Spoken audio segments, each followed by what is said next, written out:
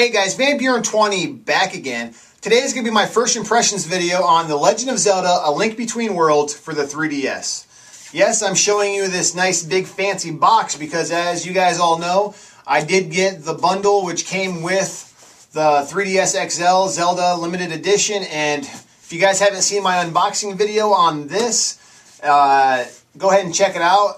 It's an excellent 3DS. I'm glad I got it. I'm glad I held out buying an XL until this bad boy came out. So really satisfied with that. And as far as the game goes, let me tell you what I think about that.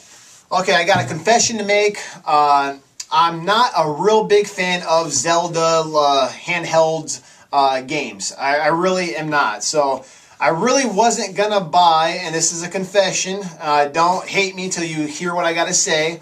I was not going to buy A Link Between Worlds, honestly, until I seen it, I could get it with the 3DS. Yeah, I really bought this for the 3DS XL. I love Zelda, and I want an XL, so that's why I got this. The game was just a bonus to me, so I know that might be like a cardinal sin in the gaming world because people love Zelda, but like I said, I'm not a big fan of Zelda games, in a handheld. I like the home console games. But anyways, so I downloaded the game because it came with it. It does not come with the hard copy, which stunk, but I downloaded the game and it's amazing. It's really glad I gave this game a shot. I thought the whole flipping into a painting to solve puzzles, and I thought that was going to be gimmicky and stupid when I seen the trailers, but it works really, really well. The stories is okay, but the gameplay is all that matters, and the dungeons are really cleverly designed. It controls really well. Really something unique about this game is, unlike all the other Zelda games where you can you have to work your way through the dungeons, and later on you get the hook shot, you get the bow. As you go through your journey, you come across all the different weapons that you may need. Well, in this game, you actually get all your arsenal, all your weapons, everything right away. I mean, you can rent them right away. They cost rupees, not that much. It's not hard to come by rupees in this game. You can get them right away, and then eventually you can actually buy them later on in the game. And what I mean by renting them is you have them as long as you want until you die. When you die, you lose them all, and you got to go rent them again. But as soon as you're able to buy them, you just don't lose them. So, and then you can actually start upgrading them. But anyways, excellent game. I'm actually probably about halfway through the game.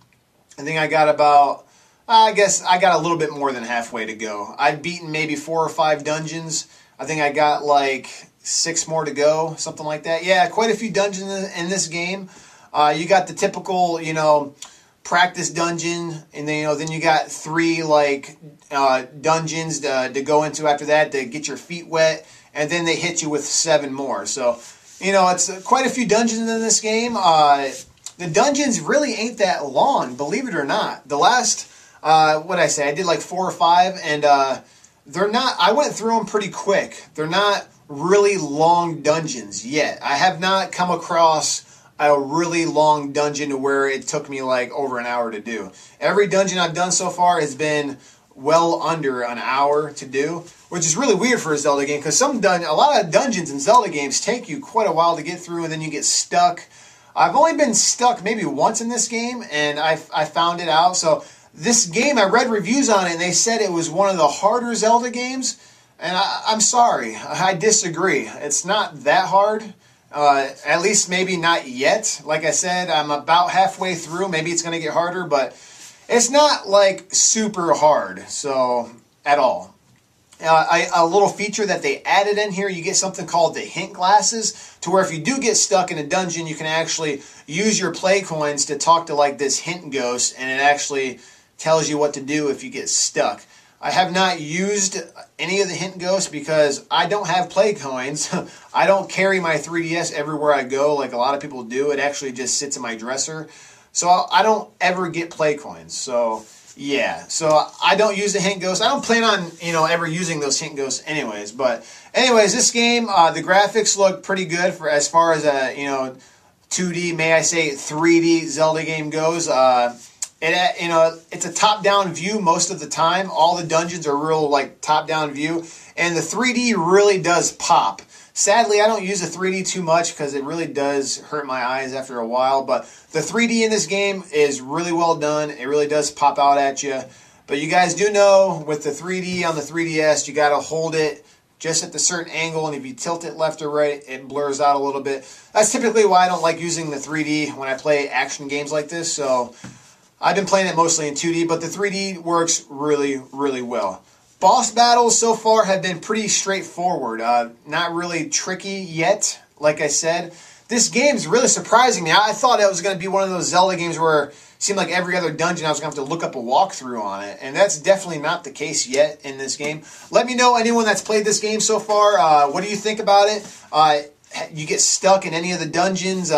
How hard do you think this is compared to the other Zelda games? And is it easy to use? So let me know, guys. I'm definitely not like a Zelda wizard or anything like that. I'm not that good at Zelda games, honestly. I love Zelda games, but I'm really not that. I always get stuck over like the stupidest things, and then I find them on the internet. I'm like, man, I feel so stupid. I always get stuck in a dungeon, and then I feel stupid once I found out why I got stuck because it's like right in front of my face. But that hasn't really been the case yet in this game. And maybe I've gotten better, I don't know, at Zelda games.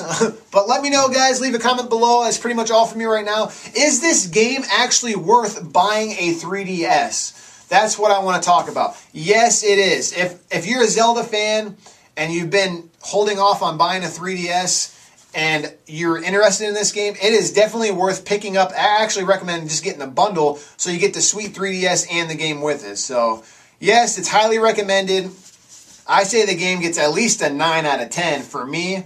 I know some people are giving it a perfect score, but to me, it's at least worthy of a 9 out of 10, and it is a really great addition to the Zelda series, and I really do like it, guys. Glad I did not miss out on this one. I'm glad I gave it a chance, and I love it.